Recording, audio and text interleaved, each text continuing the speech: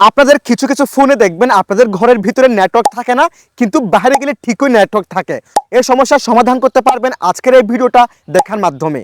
আজকের এই ভিডিওটি সম্পূর্ণ দেখে এখনই এই কাজটি করে রাখেন। এরপর থেকে আপনি দেখবেন আপনার ঘরের ভিতরে এবং ঘরের বাইরে দুই জায়গায় সমানভাবে নেটওয়ার্ক পাবেন, কোনো ঝামেলা ছাড়া।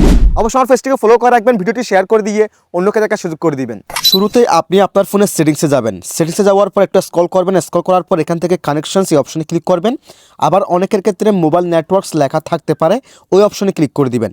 সো আমি এখান থেকে কানেকশনস এই অপশনে ক্লিক করে দিলাম। দেন এখান থেকে মোবাইল নেটওয়ার্কস এই অপশনে ক্লিক করে দিবেন। এই অপশনে ক্লিক করে দেওয়ার পর এই যে দেখেন সিম 1 দেখাচ্ছে, সিম 2 দেখাচ্ছে। আপনার যে সিমে নেটওয়ার্কের প্রবলেম হয় সে সিমটাকে আপনি সিলেকশন করে ফেলবেন। সিলেকশন করার পর আপনার ক্ষেত্রে 2 নাম্বার, 3 নাম্বার, 4 নাম্বার এগুলো সিলেক্টেড করা থাকতে পারে।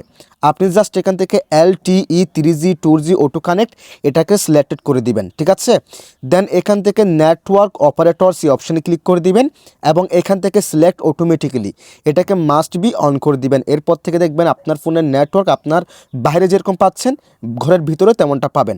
তবে অনেক ক্ষেত্রে যান্ত্রিক সমস্যার কারণে নেটওয়ার্কের সমস্যা থাকতে পারে, সেটা স্বাভাবিক।